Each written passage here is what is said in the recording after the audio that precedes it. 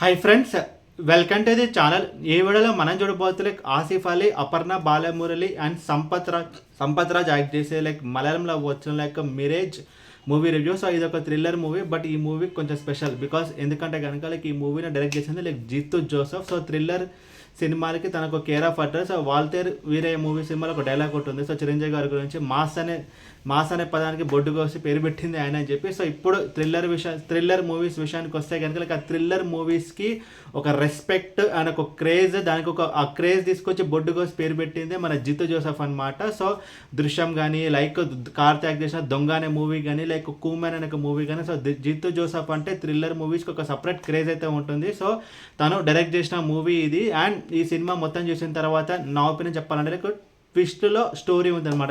Story screen play ట్విస్ట్లు ఉంటాయి, but ఈ మూవీలో అలా కాదు.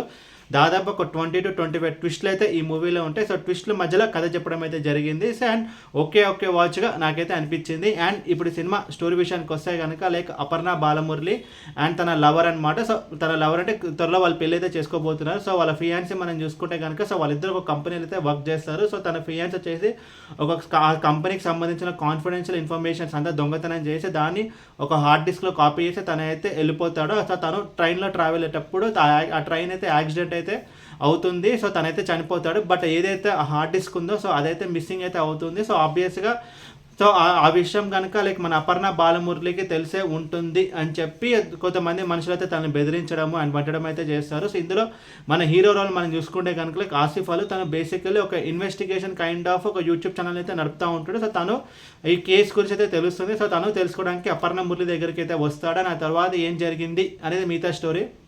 ముందుగా ఈ సినిమాలో ప్లస్ అండ్ మైనస్ పాయింట్స్ గురించి మనం మాట్లాడుకుంటే కనుక ప్లస్ పాయింట్స్ మనం చూసుకుంటే కనుక story and screen play. Story ఒక మంచి థ్రిల్లర్ మూవీకి ఏదైతే స్టోరీ ఉండాలో సో ఆ స్టోరీ ఈ మూవీలో అయితే ఉంది.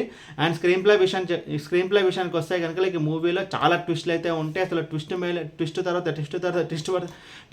ట్విస్ట్ అసలు దాదాపు 20 to 25 ట్విస్ట్లు ఈ మూవీలో అయితే ఉంటాయి. అసలు సినిమా చూసేటప్పుడు మనకు అసలు అర్థం కాదు. అన్ని అసలు ట్విస్ట్లు వన్ బై వన్ అసలు వస్తూనే ఉంటాయి. మనం ఎక్స్పెక్ట్ చేస్తాం స్క్రీన్ మీద ఇంకో ట్విస్ట్ అయితే వస్తుంది, బట్ నాకు మాత్రము 4 ట్విస్ట్లు నాకైతే కనెక్ట్ అయితే అయ్యాయి. నాకైతే బాగా వర్కౌట్ అయింది. ఒకటి interval twist and pre interval twist and ఇంకోటి climax twist and pre climax twist. నేను కనుక ఆ ట్విస్ట్ ఏంటి, ఆ క్యారెక్టర్ ఏంటి అని అదంతా చెప్తే కనుక మీకైతే స్పాయిలర్ అలర్ట్ అయితే అయిపోతుంది. అండ్ మీరు సినిమా చూసేటప్పుడు మీకైతే ఇంట్రెస్ట్ అనేది ఉండదు. సో మీరు ఆ ట్విస్ట్లు ఏంటి అనేది మీ స్క్రీన్ మీద చూసైతే తెలుసుకోవాలి. సో ఈ ట్విస్ట్ స్టోరీ స్క్రీన్ ప్లే ఎలాగున్నా సరే, బట్ ఆ ట్విస్ట్ వల్ల మనకి ఎక్కడో కాడ మనం ఈ మూవీకి అయితే కనెక్ట్ అయితే అవుతాము. అండ్ యాక్టర్స్ పర్ఫార్మెన్స్ విషయానికి వస్తే ఆసిఫ్ అలీ కానీ, అపర్ణ బాలమురళి కానీ అండ్ తన లవర్ ప్లే చేసిన తను కానీ అండ్ సర్వనాన్ కానీ, సంపత్ రాజ్ కానీ, ఈచ్ అండ్ ఎవ్రీ పర్సన్ వాళ్ళ రోల్స్ దగ్గర బాగానే చేస్తారు. అండ్ టెక్నికల్ డిపార్ట్మెంట్స్ విషయానికి వస్తే బ్యాక్గ్రౌండ్ స్కోర్ బాగుంది అండ్ సినిమాటోగ్రఫీ కూడా బాగుంది. అండ్ ఇప్పుడు సినిమాలో నెగటివ్స్ గురించి మనం మాట్లాడుకుంటే కనుక anything of excess is danger లాగా ఏది ఇప్పుడు డైలీ మనం నాన్ వెజ్ తినలేము అండ్ డైలీ మనం వెజ్ తినలేము. సో ఈ మూవీలో కూడా అంతే అనమాట. సో ట్విస్ట్ రావడం వల్ల మనకి కొంచెం రిపిటేటివ్ అయితే అనిపిస్తుంది. అండ్ స్టోరీ ఇప్పుడు థ్రిల్లర్ మూవీస్ ఎలా ఉండాలి, స్టోరీ అండ్ స్క్రీన్ ప్లే ఉండాలి.